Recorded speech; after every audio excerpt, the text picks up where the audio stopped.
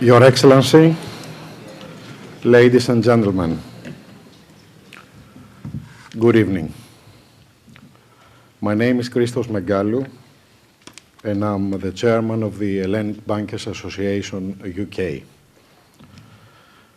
On behalf of the Hellenic Bankers Association and the Hellenic Observatory of the London School of Economics, I'd like to welcome you this very glorious, almost Greek perfect weather day to this event. The HBA and the Hellenic Observatory are always interested in promoting the dialogue on Greece. And with this event today, we want to advance the debate of what needs to be done to get Greece out of a crisis that has not been seen in the world before. And there are burning questions and growing debates among simple people, economists, policymakers, as well as market participants. Is this the right policy mix? Is the Greek debt sustainable post-PSI? Can Greece get its way out of the crisis within the Euro framework? How does Greece become investable, as a lot of investors seem to feel that is in a recessive spiral and that the country will possibly have to go out of the euro in order to grow. Obviously, we don't expect that we will have all the answers here in this debate, but we owe it to ourselves to have the debate. And for this reason, the Hellenic Observatory and the HBA have assembled an outstanding panel of experts who kindly accepted to give us their views and answer questions. We have Vicky Pryce, who is a Senior Managing Director in FTI, Economic Consulting Practice. We have Moritz Kraemer, which is a Managing Director and Head of the Sovereign Ratings Group at Standard & Poor's. We have Poul Thomsen, a Deputy Director of the European Department of the IMF and in charge of the Greece and Portugal program, and Dimitris Daskalopoulos, who is a chairman of the board of the Hellenic Federation of Enterprises.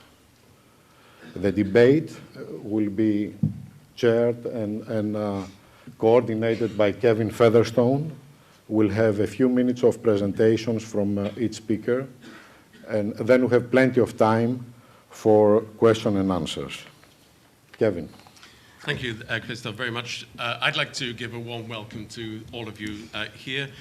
It's obviously a highly topical, important debate. As Christos has mentioned, no doubt there are very strong views on this sensitive subject. We look forward to hearing the debate and the discussion. Of course, we win arguments on the basis of allowing each other to speak. And I'm going to invite shortly each of the panelists to make a short presentation.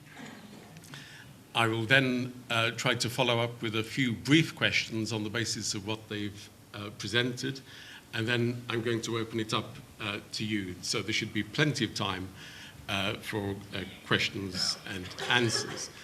We expect strong interrogation, but we also respect freedom of speech. And let me move on. Simply to say that I will now introduce the speakers in turn, perhaps in a less formal way than would normally be the case.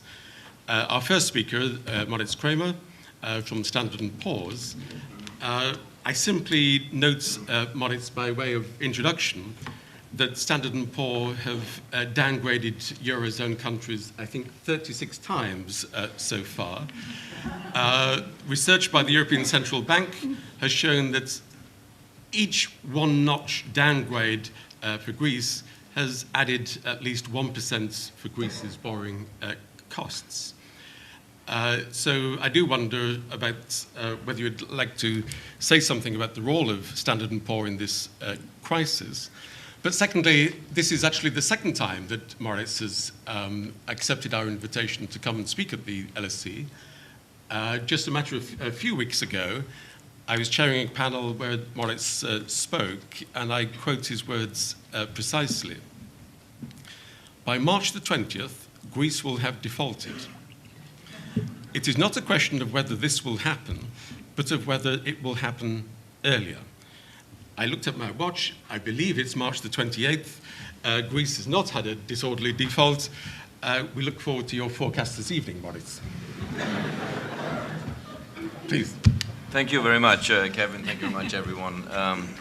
These are questions I had not anticipated, but I'm pleased to take them.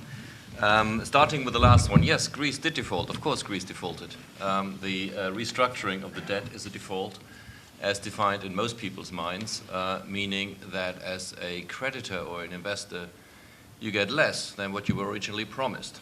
That's a default.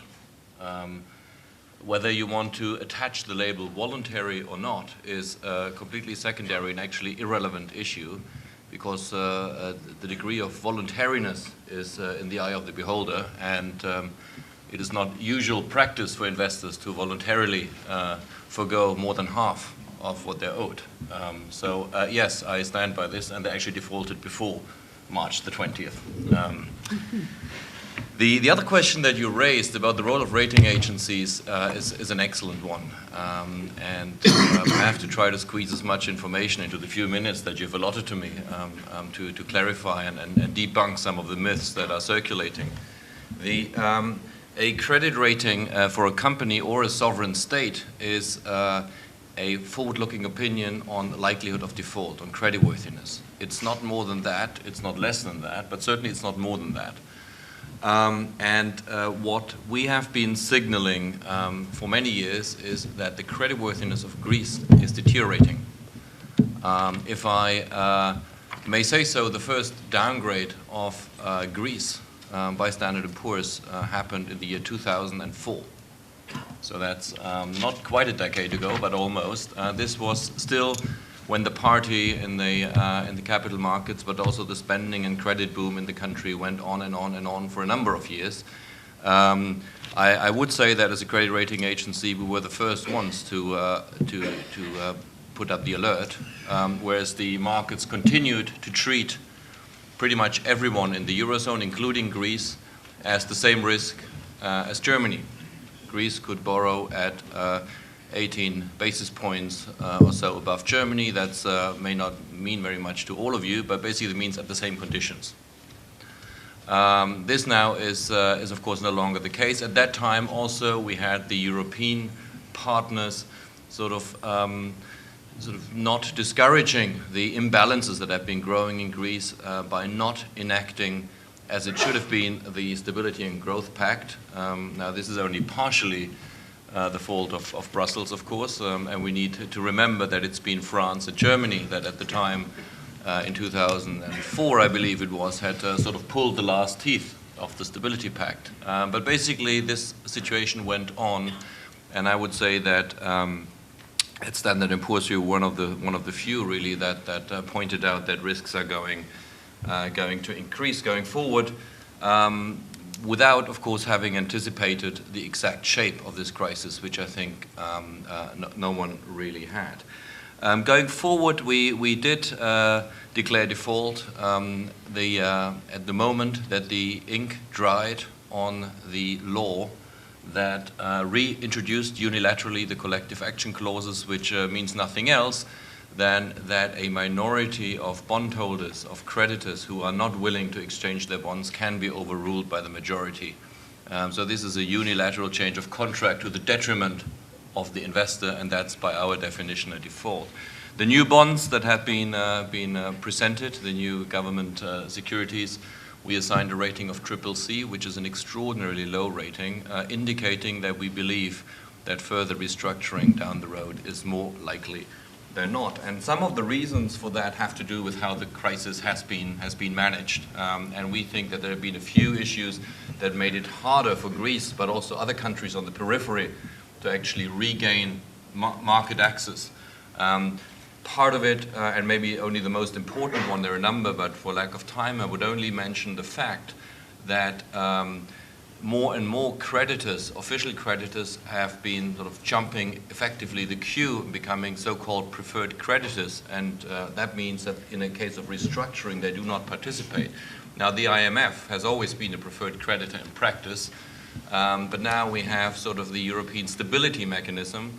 We have the ECB and the Eurosystem being a de facto preferred creditor, and for a country like Greece, where the official creditors are making up a larger and larger amount of credit, that means for the normal bondholder that the risk is increasing significantly, because if there is a default and you need to get some recovery, you know, the IMF and the ECB and everyone else on the official sector will get their money first, and you may get something at the end.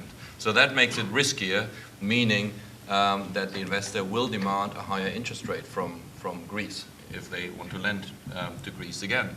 That, of course, makes it harder for Greece and other countries on the periphery to establish a sustainable debt trajectory going forward. So that has partly been sort of exacerbated by policy decisions on the European level, making it actually harder rather than easier to regain capital market access. Now, the main risk going forward, I think, has to do, in the case of Greece, you need to think about what all this means beyond the macroeconomic numbers.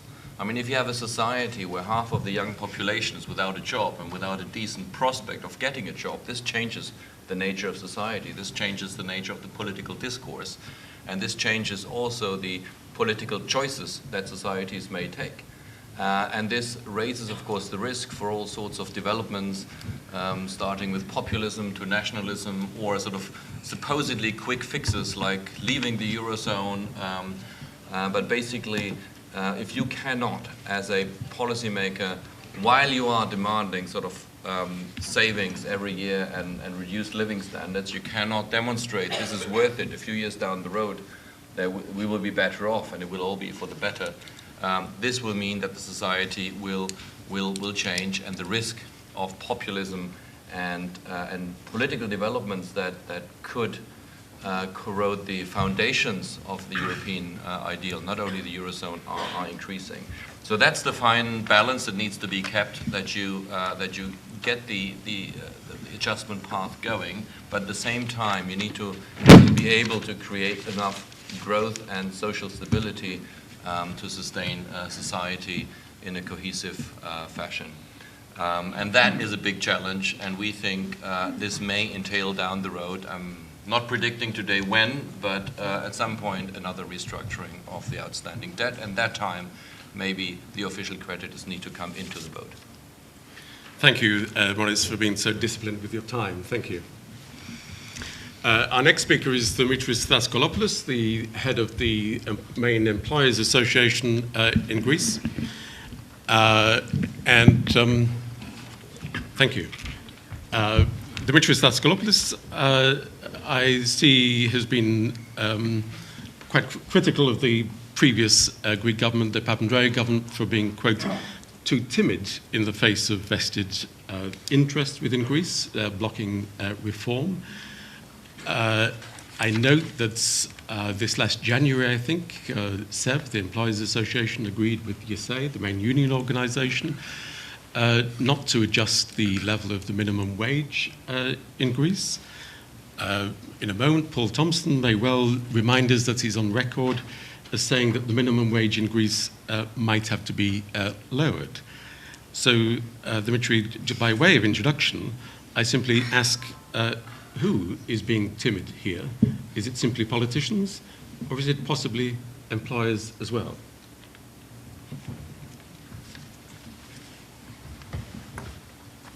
Kevin, you're changing the playing field.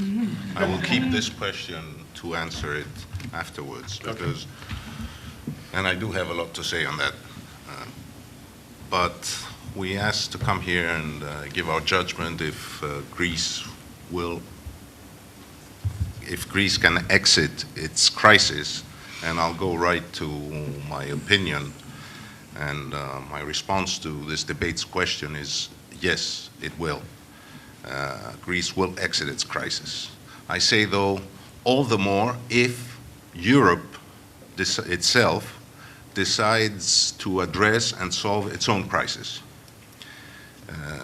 Greece is an integral part of the European Union, an important constituent of the vision of European unity. And today, the European experiment of prosperity, social cohesion, convergence, and a common currency is being put in question, not only by markets, but by its own citizens. So I believe Europeans can surmount these challenges and reinvigorate the vision of the European Union only if they act together with a common sense of purpose. Where are we in Greece today? We all know the strict austerity program imposed on Greece has led to an unemployment rate of over 20% and has taxed social cohesion to the limit. And a still suffering Greece now faces the additional challenge of having to implement the terms of the second memorandum, to adopt additional measures of debt reduction, lest we end up with a new restructuring soon, and to relaunch growth. How did we get here? I think, not to go very much back, but the priorities, we start with the first MOU and after the crisis was obvious. The priorities established by the first MOU were wrong. The program demanded or imposed a big and extremely painful fiscal adjustment while relegating the structural reforms to the second row. It was a grave misreading of Greek political and social realities. Obviously, more to blame is our own political system, because it found very difficult to implement and impose the structural reforms that tackle the power and the benefits of all these special interest groups which are very vocal. And instead of that, Greece opted for, and the Troika accepted, the horizontal measures that hit everybody alike. With some foresight, as early as November 2010, we at the Federation had suggested to the European Commission a change in emphasis where fiscal adjustment should be slower in exchange for faster and more intensive structural reforms.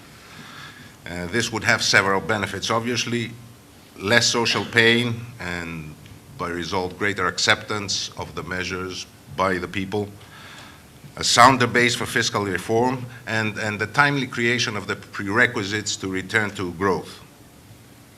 I think our arguments then are now belatedly reflected in the second memorandum, which does give priority and emphasis to the structural reforms, but still, crucially, I must say, leaves growth outside its preview.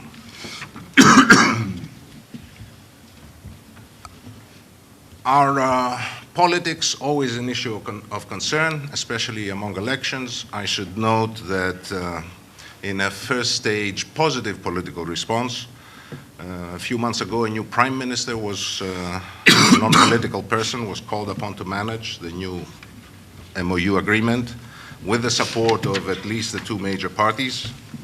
And this cooperation is a rare occurrence in Greek politics. And it may well signal the beginning of deep and important changes in our political system. At the same time, though, the process of adjustment has created a deep political and social division. The coming elections will see the clash of two blocs. On the one side, those who support the reforms which will keep Greece as an integral part of Europe. On the other side, those who fight to maintain the status quo, to maintain their privileges, and thrive simply by criticizing the memorandum. I come now to the wider European issue. Greece's case is not a crisis in isolation.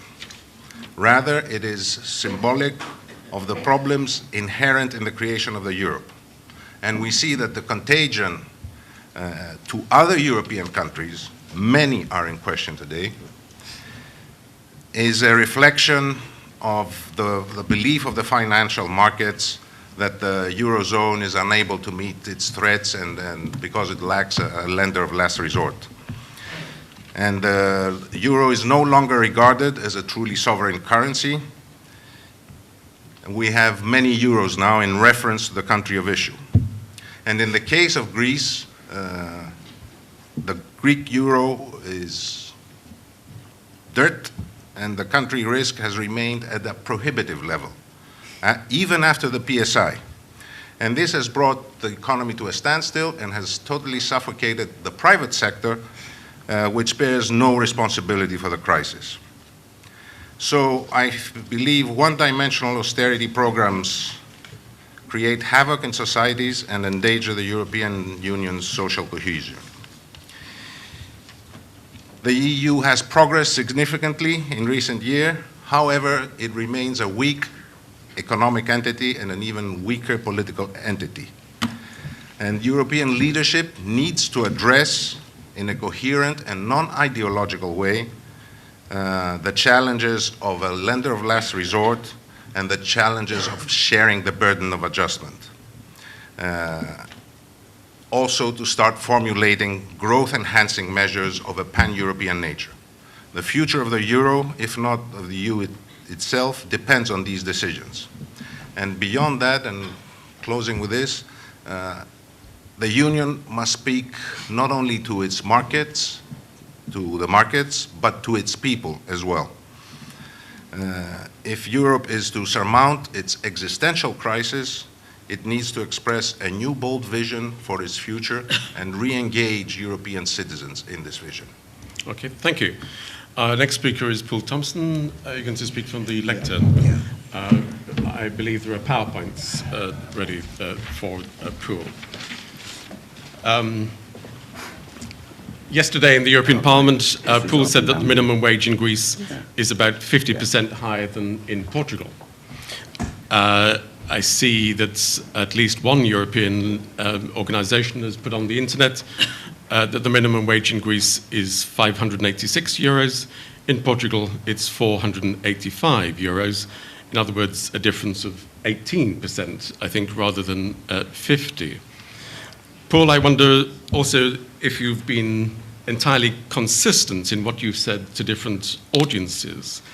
I read here in the UK, in the Guardian newspaper, you were reported as saying that austerity is hurting Greece. There are limits to the social costs that can be imposed.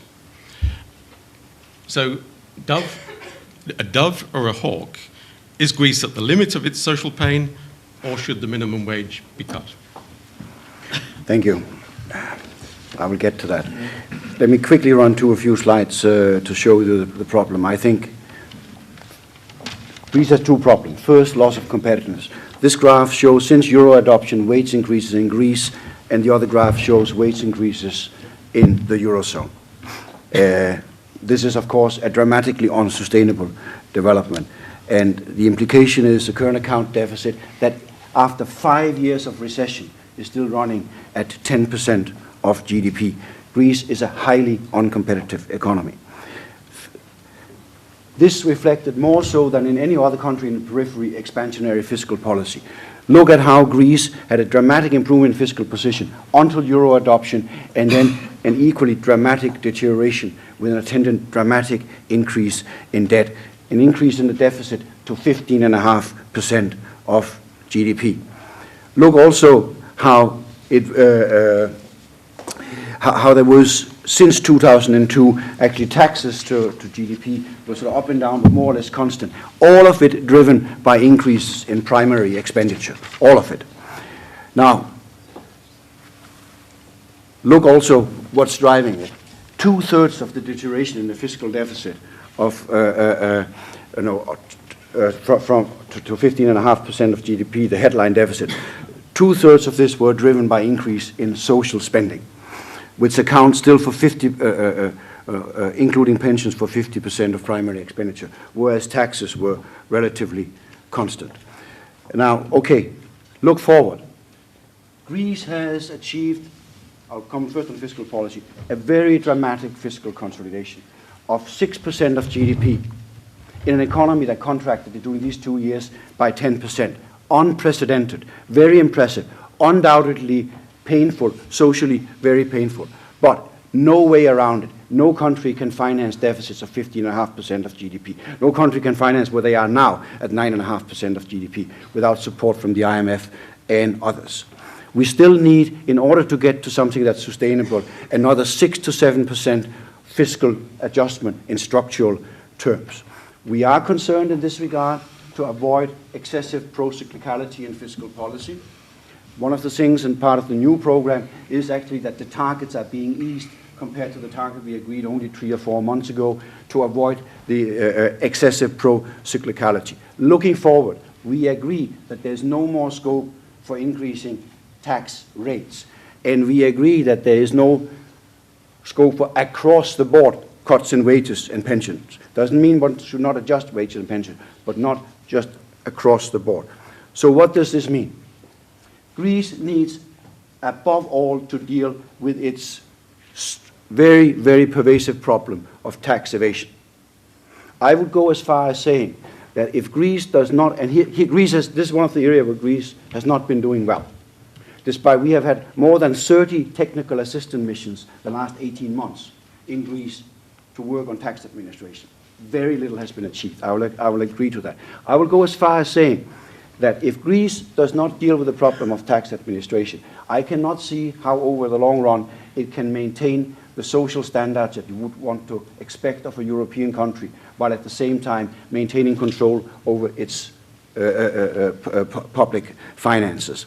And I also think it's essential for the perception of fairness in the program that the government comes to grip with the problem of tax administration. It's a major, major challenge essential for the political support of the program as well. Looking forward, it's unavoidable that there will have to be further reduction in social transfers, but it must be done in a socially balanced way. So, means testing and making sure that those who need the social transfers indeed get them. Greece must deal with some taboos. So far, it has been a taboo to let people go in a mandatory manner from what is a highly overstaffed public sector, and also been a taboo to close entities that are no longer needed. So to get this 6 to 7% of fiscal adjustment, I think one needs to move along all these 3 fronts: tax administration, mean testing, social transfers, and dealing with these taboos. This is going to be resisted fiercely from vested interest. There's no doubt about that. But there's also no doubt in my mind, given what we have seen Greece delivering the last 2 years, I cannot see how one can argue that there's no political support for it. I mean, Greece has taken very difficult decisions, and I'm confident that they will continue to do so. Now, where the program has not done so well, I agree, is on structural reforms. This year shows the relative unit labor cost of Greece relative to the Eurozone. And you can see that the relative unit labor costs are still very, very high. They need to be reduced by another 15%. The program attempts at doing that, and you can see in terms of the real effective exchange rate, it's even less of an improvement, because the wage reduction has taken place so far, has not really been passed on to prices. So what's happening on structural reform?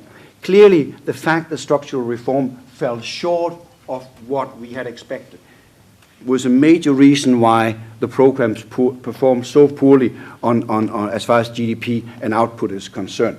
By now, there's been hope that the program that would have produced its critical mass of reforms that would begin changing the investment climate, we get to an inflection point where the improvement in competitiveness, expansion of export would offset the negative impact of fiscal consolidation on domestic demand.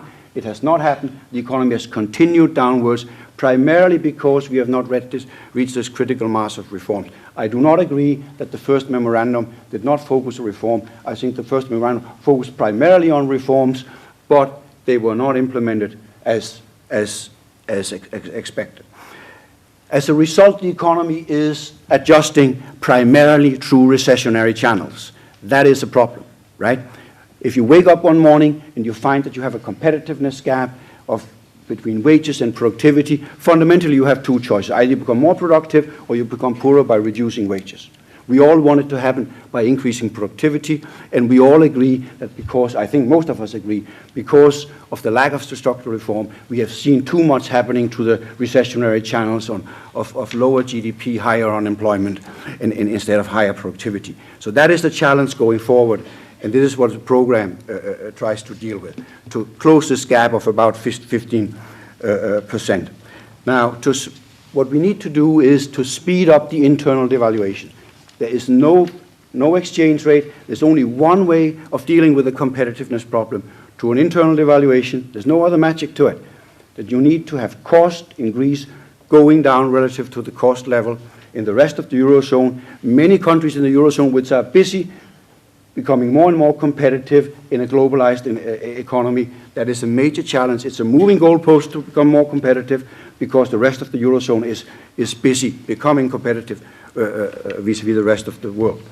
A major part of this program is liberalization of the labor market, including a reduction in the minimum wages of 22%, and mechanisms for basically ensuring that that we are speeding up the realignment of wages, nominal wages at the firm level with productivity at the firm level to get the earlier supply response, and to be sure that we don't only have increase in unemployment, but also adjustment in wages that allow the supply response to take place.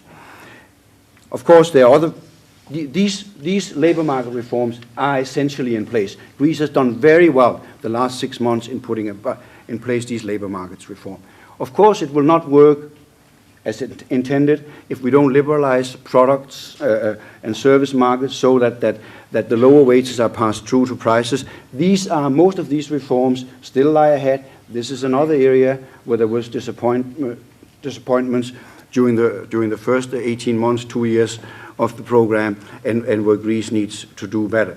And of course, there are a number of other reforms to cut red tape, judicial reforms. I invite you to log into the IMF website. There's a report of 150 pages there explaining a long, detailed list of reforms. Given the experience to date, there's no doubt that this is another area where there will be strong resistance from vested interest. I'm almost getting to an end. Financing. There's no doubt also that there's a realization that Greece will take a decade or longer to fully deal with its problems. There's no doubt about that. It will take a long time to become fully competitive. The financing has been adjusted. There has been a deep PSI, a public sector involvement, restructuring of debt.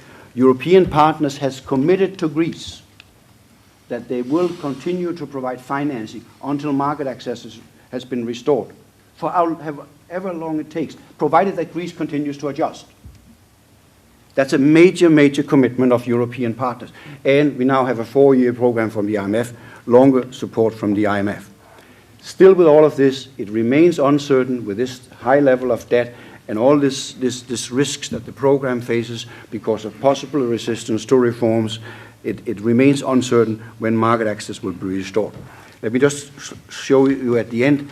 This is a slide here. This is a program baseline that shows that debt will be down to 116% by 2020 under the assumption and then further decline from there on. So debt will remain high well into the next decade, above 100%.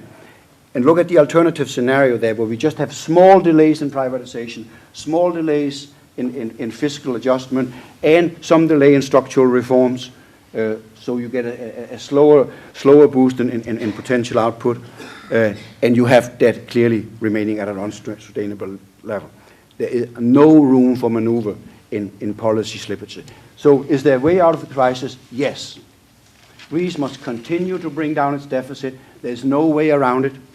There's no way around bringing down the deficit. Already, Greece is receiving support from the EC, the Commission, the ECB, the IMF, far, far, far beyond what we are doing to any other country. In the next 3 months, the EFSF and the IMF will together disperse 110 billion euro, next 3 months, 110 billion euro into a $200 billion economy. There is no other economy that received this kind of support. So the notion that we can go slower, have less fiscal adjustment, have higher fiscal deficit, is just not in line with the political realities facing Greece. Greece needs to continue to adjust its deficit, but it needs above all to undertake structural reforms. It will not reduce the deficits if it doesn't put this deficit reduction on a sound structural basis to reforms in the public sector, and it needs above all the reforms needed to improve the investment climate and start restoring growth. Very, very little room for maneuver, but Greece can get out of the crisis. Thank you, very much, Poul.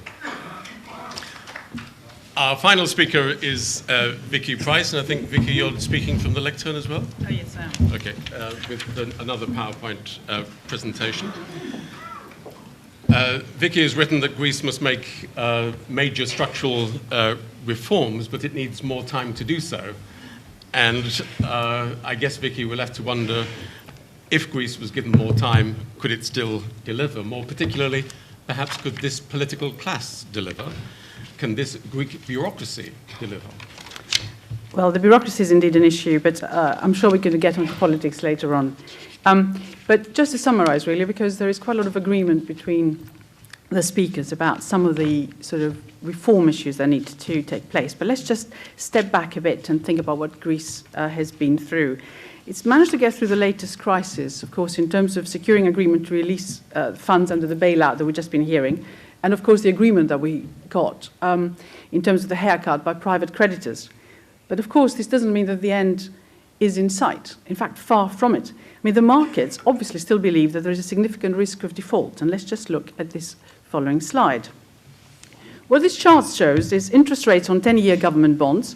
It shows how, with the creation of the euro, the markets treated all Eurozone government debt as equally risky or equally safe in this particular case. It was an implicit assumption, of course, that the Eurozone governments would stand collectively behind the debts run by each member.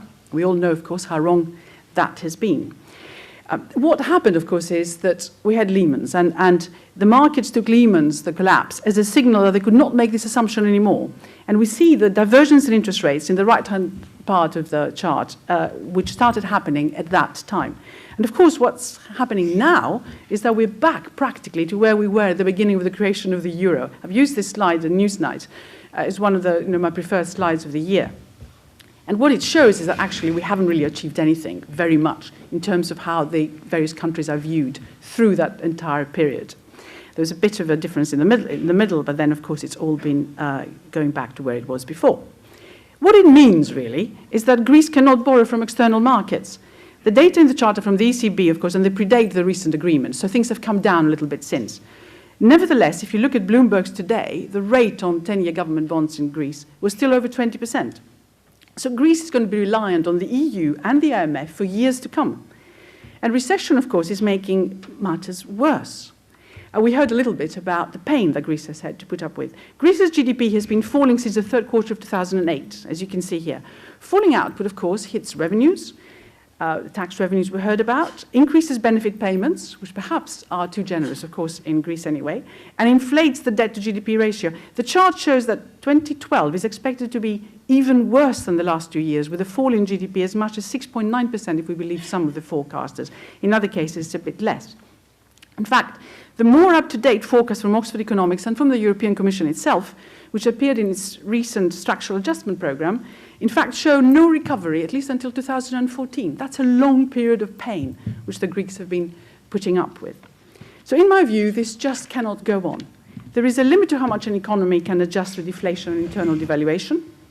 One of the reasons why Greece, of course, is in its current position, we've already heard a little bit about that, it has singularly failed to do the right things. There's no doubt about that. It failed to invest enough in capacity. It failed to improve infrastructure. It failed to undertake the politically difficult structural changes that needed to be made. And of course, the result is that it has become terribly uncompetitive within the Eurozone.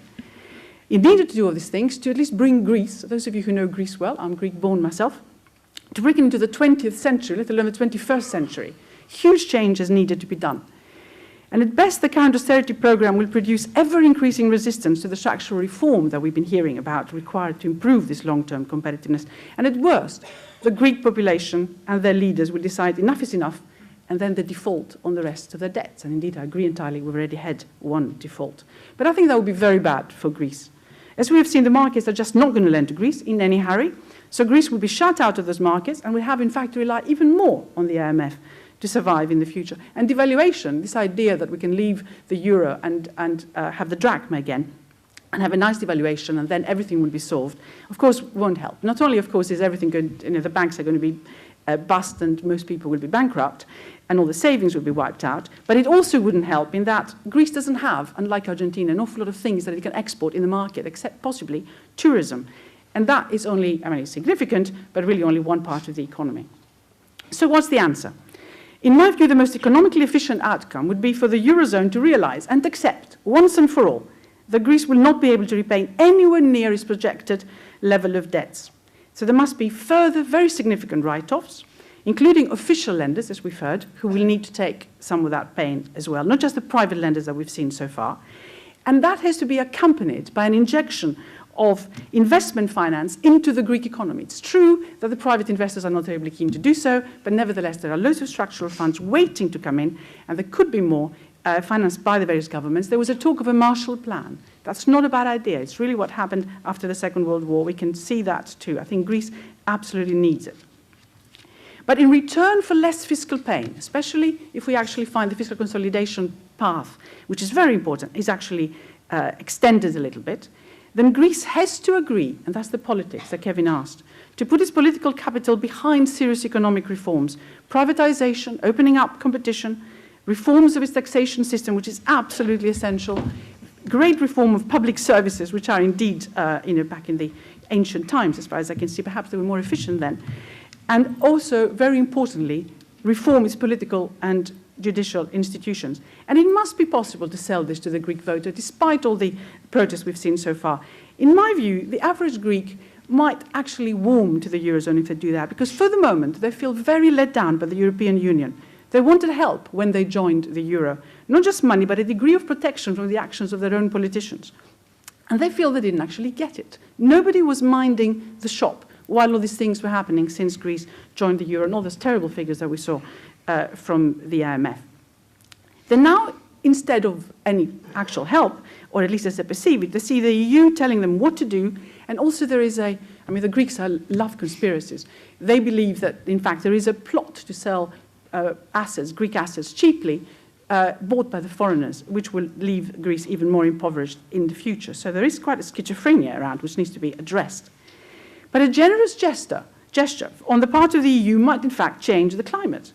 The Greeks will, I think, accept that, but it may be harder to sell that to the average voter in Germany, the Netherlands, or Austria. They're the ones who see themselves having to foot the bill. They will need to understand that they will end up footing the bill anyway, either through debt forgiveness or through bailouts of their own banks, who, of course, are all interconnected, and there will be, of course, very considerable contagion taking place. We see what the problems are now, for example, in Spain, or through the general cost of another recession in Europe as a whole. So, why not pay up graciously and enjoy, as a result, smiling service from a grateful Greek taxi driver when they arrive at the airport, and they can whiz down the newly renovated, paid for by the EU motorway from Athens to their holiday destination. And I think that would be a win-win. Otherwise, it would be a lose-lose for everybody. Thank you.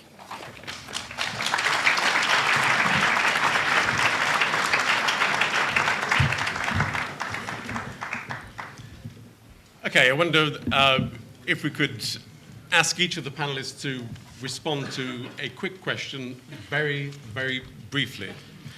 If we start on the basis of what's been said, Moritz, I wonder what it would take from the Eurozone in terms of action by the Eurozone that you would accept as being as it were, a game changer? What would convince you for that? Hold fire. Dimitris, I am interested that your presentation seemed to talk a lot about Europe, and I wonder about the responsibility of domestic organizations and leaders for reform failure, whether it's just politicians that have failed. For Poul, you emphasized that the Eurozone will stay with Greece as it makes the necessary reforms. The Eurozone will stay with Greece. Forgive me, I've been reading newspapers, Brussels, Germany, etc., that they're actually expecting Greece, possibly desiring Greece to exit. Why should Greece be confident that the Eurozone will stay the course with them? Vicky, I understood the theory. Can the domestic system actually deliver the nirvana that you outlined to us? So very quickly, I'm going to limit you to 2 sentences. Moritz.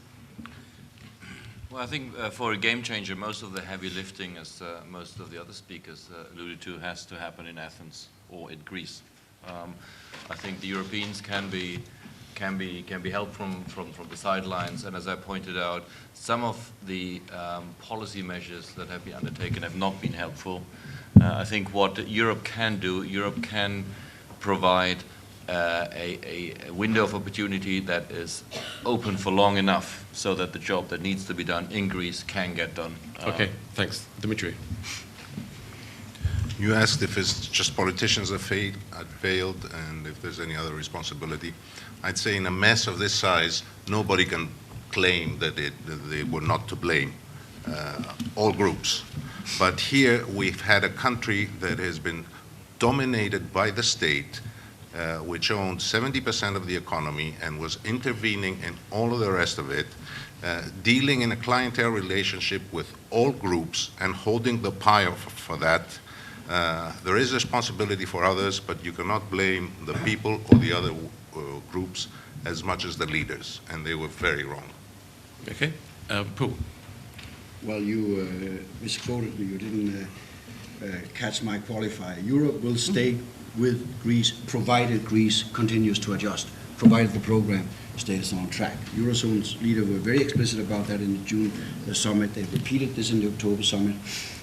European partners and the IMF has committed another 130 billion program into a $200 billion economy. It is truly exceptional support. And the notion that what's going on with Greece is a reflection of lack of support from abroad, I think it's a serious mistake to make that argument and think that the main problem lies abroad. Okay. It lies with the Greek society to undertake the right thing. Greece has done some very courageous, painful thing, but it needs to do the structural reforms needed. Okay, thanks. Vicky. Well, I agree that it's not very easy to change the political system, but I think, A, we may well be moving into a coalition in the next government, which will be, after the elections, will be really quite interesting. B, I think there could be a change if the alternative is explained to the Greeks in proper terms. And that hasn't happened to the extent that it should have happened. After all, you still have the Greeks, 80% of the Greeks actually want to stay in the Eurozone, which can be exploited quite favorably, if you like. At the same time, you have 80% against the reforms. So if you can swing that around, then you can make that change. But I think there is a very important issue which has to do with the administration. It is a very ineffective, politically aligned administration. And it should be, I think, a bit more like the UK. It's one of the things we can export from here, which is you have a completely impartial, unpoliticized administration. I think a lot more will happen if we're able to do that. And I think it's one of the jobs of the IMF and others, the EU task force, to actually change that. Okay, thanks. I think you may have read too much into the Yes Minister programme, but nevertheless, we take the basic point. You've been very patient. There are people around the theatre downstairs and upstairs with microphones.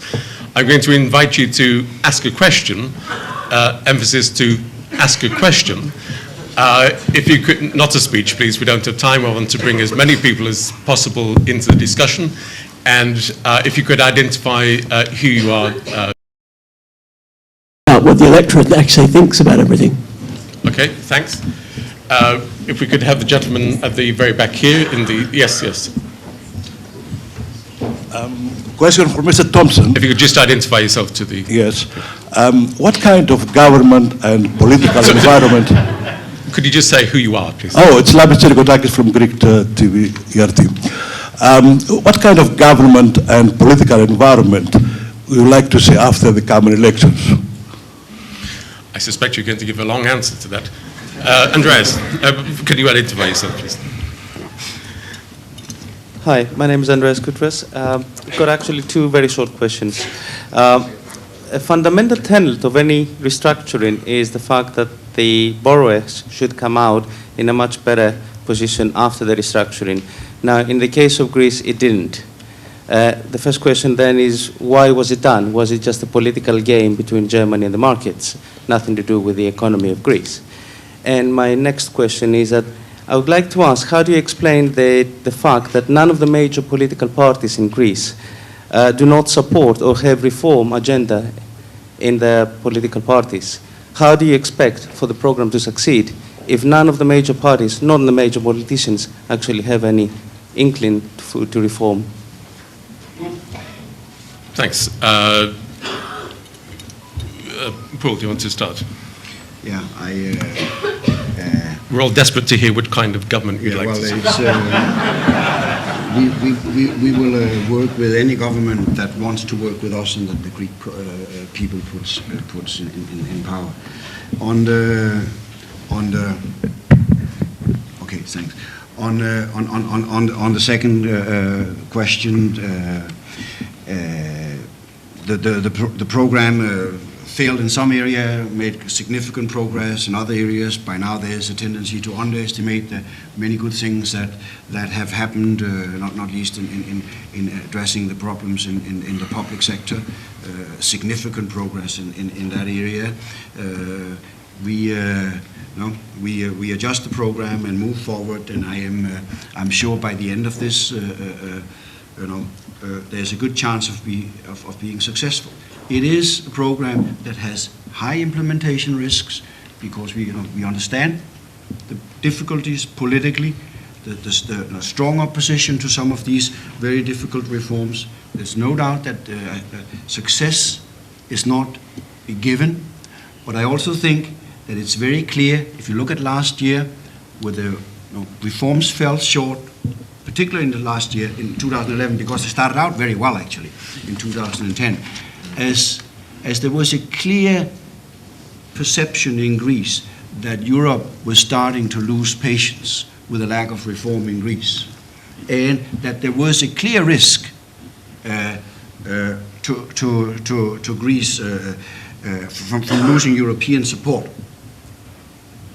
There was, as one of the speakers explained, there was a realignment in Greek politics, and we are seeing, I hope, a realignment where there is a broader political support for the program, and I think that reflects that the Greek political system understands what is at stake. I hope that it reflects that, and I hope that that's broader consensus behind the program will prevail.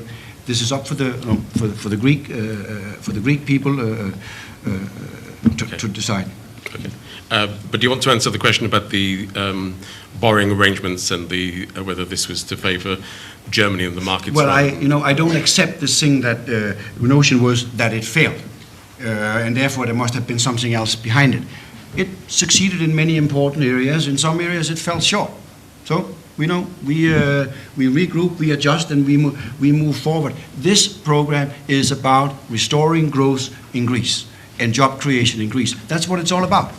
It's been what it's about from the beginning, and that's what it's still about. It's proving much more difficult than anybody expected 2 years ago for a number of reasons, external and internal. The external environment is much more difficult than expected.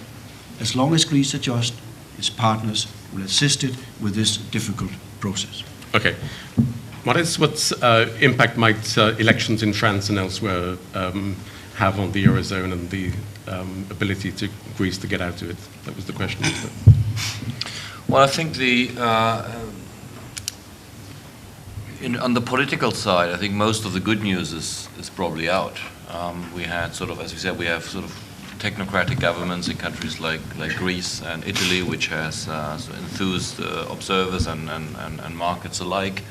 But we have lots of elections. We have referendum in Ireland. We have sort of political controversy about the right way forward in countries like the Netherlands. In Germany tends to be fairly divided. But again, this is a relatively secondary issue. If countries like Greece can demonstrate that they are doing the right Greece thing. Greece can demonstrate, I promise. Yes, then everything will be fine. One thing, just as a thought, because Germany, of course, is at the heart of this problem, because they're the main sort of contributor to all of these endeavors, and the political power has shifted fairly dramatically to the German government. European integration and unification has been the cornerstone of German foreign policy since the Second World War. It's likely to remain that way. I think some of the stories that they're going to throw everything on the ground are fairly implausible. Okay. Vicky wanted to come in. Well, just on the second bailout and whether it actually helped or not in terms of the debt. I mean, clearly the debt still stays quite high, but there's supposed to be some cap as a result of it. But if you look at the details of it, the Greeks could argue that very little has actually gone straight into the economy, because I think it was only about 6.6 billion, which is going straight to pay for various companies that haven't been paid for procurement that the government had made. So that's good, at least. A lot of the rest has gone into capitalizing the banks, rewarding them for the PSI losses that they made, and also paying in a particular different place for the debt that, so that the debt is actually serviced by the Greeks, rather than actually going directly into the economy. And that's the issue. It may make sense because that's the best you could get, and you needed certainly to get the market to stabilize, but it isn't as if you actually resulted in a huge injection of funds into Greece. Other things need to happen on the side, I think, for it to make a difference. Okay, thanks. Dimitri, who are you going to vote for? I always decide on Sunday morning, not before. And I don't even know which Sunday it is yet. About the political situation in Greece, I think I see two things very positively. The fact that in various ways in the last 5 months, Greeks have, voted in a referendum without doing it, or have expressed strongly their insistence to stay in Europe. You know that the Greek people understand what has gone wrong, and they want to do whatever is necessary to stay in Europe. The other positive fact is that our political parties already did the unthinkable up to now, that they did try and did manage somehow to work together on some issues. That is the positive side. Okay. Now, the PSI, I think that's what you meant when you said an agreement should bring the borrower in a better situation than he was. Well, we're not. Look at the pricing of Greek bonds today. So we all keep trying. Greece has been doing a lot.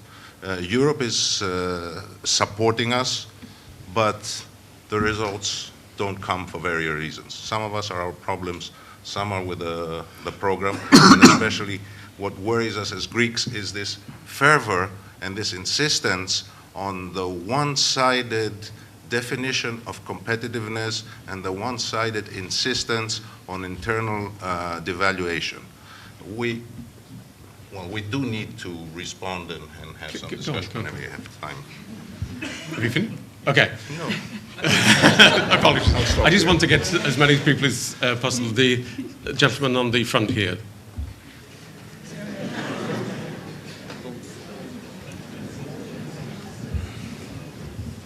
Mr. Poulsen, you are aware that IMF economic programs have significantly worsened the public health care infrastructure. I have here a paper from the University of Cambridge that proves that. Let me read 2 lines. Participation in an IMF program is associated with increases in mortality rate of about 15%. Conversely, when countries left IMF program, mortality rates dropped by roughly 1/3. What do you have to say? This is extremely important, Mr. Poulsen.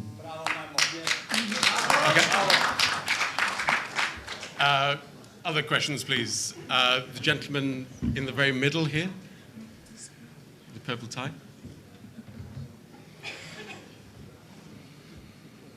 My name is George Nicolaou, and this is the question for Mr. Thomsen, but also for any other member of the panel. What leverage does the Troika have in forcing Greece to implement the program?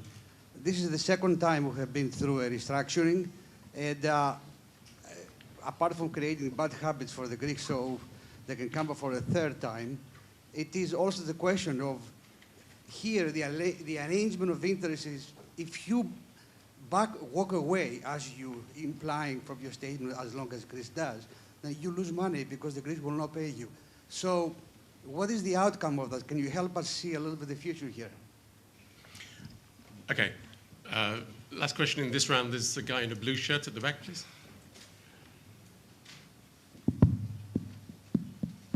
Hello, I'm Olivier Vardakoulias from the New Economics Foundation.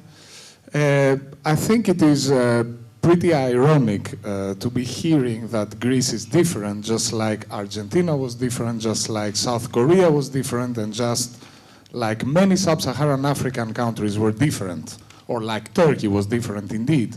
But the fact is that the IMF's structural adjustment programs in Greece as elsewhere have abysmally failed to deliver growth or any form of positive transformation. In fact, the more a country was following the IMF prescription, the worse it was doing, while countries that shifted away from this type of programs, like Argentina, did much better. I think the IMF has acknowledged part of that, but still, it continues to apply the same policies, despite the fact that its own researchers have criticized the results of these programs. The second thing, an additional specificity of this program, is the internal devaluation paradigm. I don't think that there is any evidence in economic theory and economic history, which is even more important, that these are a consistent substitute to an external devaluation. So to the question, can Greece get out of the crisis?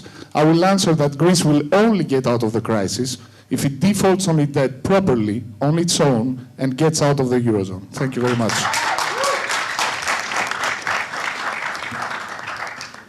Moritz, do you want to start off on the should Greece default and get out? Well, it sounds very tempting. I'm almost, usually I get these type of questions. I'm quite happy that you're here, Paul, and take most of the flag. But in justice, I think consider yourself a situation where the IMF and the EU. It's actually, I mean, you say the IMF is sort of one of the two. The other one is the EU, which provides much more funds actually. But assume that the Troika walks away, the outcome for Greece would be worse, because with no funding from the markets, with no funding from official sources, as long as you still have a primary deficit, you need to reduce the primary cash deficit to zero immediately, overnight. You need to cut pensions more, you need to fire more people from the public service, you need to cut wages even more, because you don't have the buffer that these guys trying to provide. Now, whether all the details are the right, sort of exactly in the right place, is not for me to judge.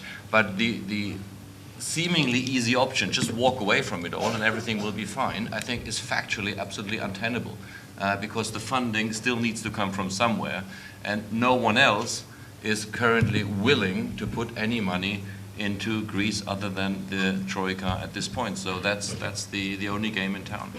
Dimitris. I fully agree on that issue. It is not an option for Greece. It is not an option for Europe. I do try to come back to that. This single-minded focus on Greece is wrong. We have the need to help other countries. We have other countries being threatened by the markets. And that is why I propose that we should stick together as Europeans. If we start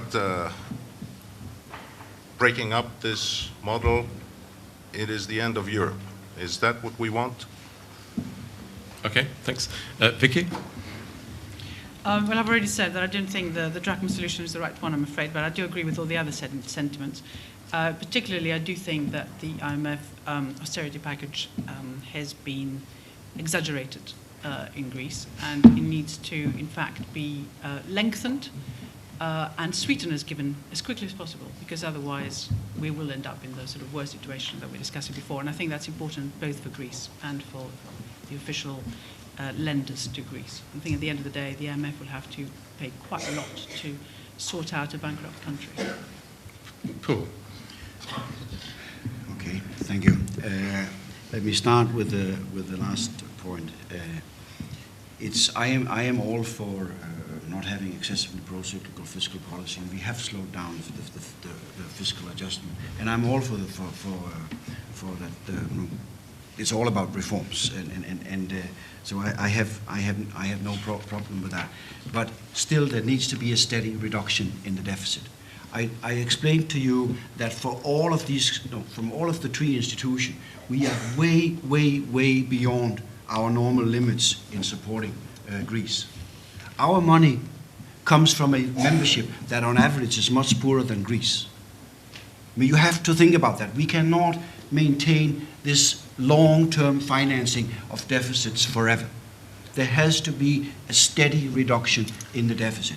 It's going to be painful, but it's going to be possible if it's done in a rational way through structural reform. There are no more low-hanging fruits. That's why it's going to be difficult going forward. It has to be through structural reform, dealing with taboos, laying off people who are not needed in the public sector, means testing social transfers, improving tax administration. These are all structural reforms. Without willingness to do these structural reforms, the program will fail. I agree, but it is possible to do these structural reform. As far as the broader structural reform on growth, I disagree with the other speakers. I did not get one example of what it is that you're against. What are the structural reform?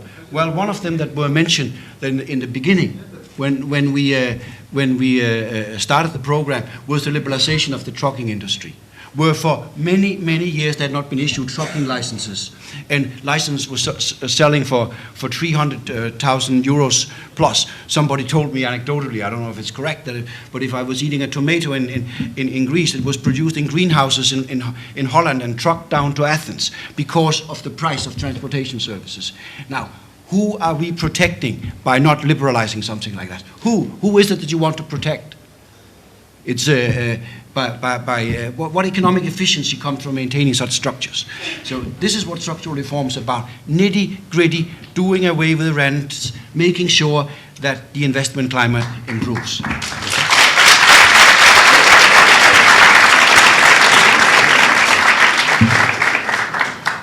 And the social pain, the impact on health?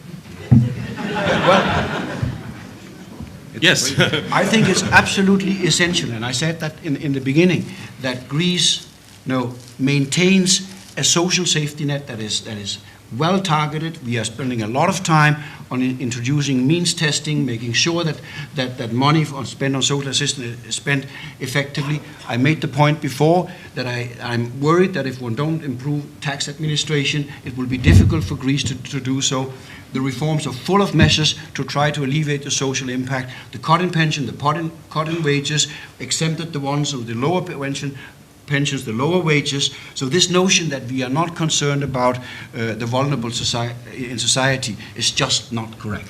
Okay, thanks. We're very tight for time. What I suggest is that I'm going to take two questions, and any member of the panel can respond. Which question? On health? You want to try again? Well, I can't. Okay. So I guess the implication of the question is that you show sensitivity, you say, but nevertheless the record shows an impact on health and suicide rates, which is alarming. Well, I am alarmed by the social problems in Greece also, and I think it's absolutely essential that one maintain adequate social service. Let me give you an example. Pharmaceutical. Greece spent dramatically more on pharmaceuticals than any other European country, dramatically more. So what does the program do? It goes in and, for instance, it introduces e-prescription, it introduces lists of medicines that can be used, more use of generics, and slowly the cost to the Greek society of pharmaceutical is going down. That's the kind of reform of the healthcare sector. Nobody is insisting on making changes that will prevent Greece citizens from getting adequate medical services. It's just Okay. a myth. Okay, we're going to take two last questions, one downstairs, one upstairs. Can we take the gentleman with the red tie? Hi, Isaac Karpidis from Antena TV and Real News. Basically, I would like to ask Mr. Thomsen if he can guarantee to all of us here that after the new government, we are not going to have more austerity measures for the people in Greece. Thank you. Okay. And final question, the guy in the black shirt in the middle, please. It'll be to your on your right-hand side. Oh, okay. Hello, my name is Eric Klopfer. I would like to ask a question concerning the latest pact of austerity measures, including the reduction of the national minimum wage, because you wanted an exact, specific example about the pact. So there are many actual academic papers stressing that the reduction of a national minimum wage does actually hinder job creation. Among those papers, those of Alan Kruger's, for instance, of Princeton. So do you believe that by pushing an agenda and having as two main aims of creating growth and jobs, that is actually achieved, is an efficient way to achieve that, or is it more a neoliberal ideological agenda that you're trying to push through the IMF Foundation? Thank you. Okay, thanks. Poul, do you want to answer these final two questions? Yeah, I will do that. Greece, after the elections, there's no doubt will have to continue to reduce its fiscal deficit steadily. As I said before, if it undertakes the necessary structural reforms, it can be done in a manner that is socially fair and well-balanced. Undoubtedly, some of the privileged groups that would have to surrender their privileges will resist it, and it will be difficult. But I do think that it's possible to do this further fiscal consolidation that is necessary in a socially well-balanced way, provided that one undertake structural reforms and do not being forced into these across-the-board wage and pension cuts. Second, on the minimum wage, I'm not quite sure I understand the logic.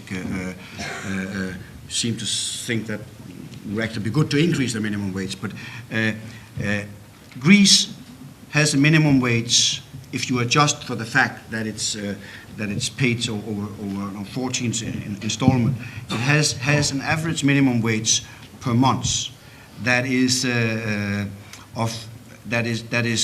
50% above Portugal. That is 20% above Spain. Once you do this adjustment, I mentioned that on the internet, there's lots of people disagreeing with these figures. These are numbers from Eurostat. Okay. So, 5 to 7 times above Romania and Bulgaria. And now, whether it's 50% above or 40% above, or whether it's 20 or 15% above Spain, the fact is that you cannot be surprised that you have countries with youth unemployment of 40% or above, if at the same time you force them to be priced out of the market by minimum wages that are out of line with the productivity of the society. Okay. So this is difficult. Okay, thanks. Okay, hang on. Have you finished? Okay. Okay. What a... No, you don't have a minimum wage in Germany.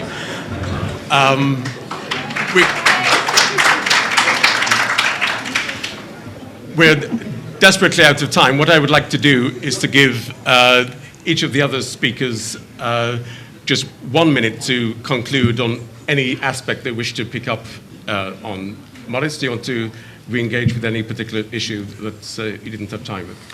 Yeah, I think one issue that wasn't addressed very much, but I think it's very pertinent, is whether adjustment like this can happen within a monetary union.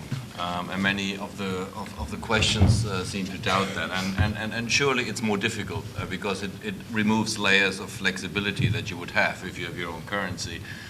But there are fairly encouraging examples that it can be done if the political preconditions are actually there and the flexibility is there. And I would mention, for example, cases like in the Baltics, which had been engaging in adjustments which are broadly comparable without breaking the peg. And they had the temptation to actually devalue because they had their own currency and didn't do so. But I think at the end of it came out stronger for it. Okay, Dimitris? I still owe an answer from the question at 7 o'clock. I'm sort of unnerved to see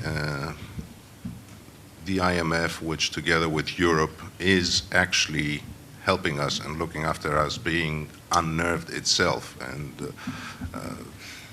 developing a persistence, because we have worked together, and I am all for structural reforms, about breaking the taboos in Greece. We have been very critical about the political system, especially of all the interest groups that are trying to stop this change. And I totally agree that the deficit must be cut deeply and rapidly, and that one of the best ways to do that is fight the interest groups and fight the tax evasion issue. But here, I say again, our concern as Greeks, as mostly reflected in the issue of wages, comparison with other countries, and lowering the minimum wage, is that this is a single-minded focus to very rapid internal devaluation, which, one, does not work, and second, I don't have great respect for economists, but I still believe that they are able to come up with some other creative ideas. In the meantime, especially since this is becoming a European problem, and as we hear from everywhere, it is a unique problem in the history of the world. So we resisted the across-the-board minimum wage cut in Greece. And that is because we are business people. We manage companies. We work with people. We need our employees to be working with us. Otherwise, the company is down the drain. That's why we resisted that. And I tell you, I don't believe any of the large, serious companies will go ahead and implement this law to cut the minimum wage. Of course, it is necessary to bring down the average wages, which are high in many sectors. It's not the minimum wage that is our problem. And the flexibility we have in the market up to now with the reforms that were done in Greece are more than enough. So my question, my suggestion is, I think Greeks know that we'd be much worse if we didn't have the support of Europe. And nobody has been against that or ungrateful. On the other hand, yeah, I'm sure. Okay, thank you. Okay, thank you. Okay, thank you. The people that are complaining, they are right. Okay. Okay, thank you.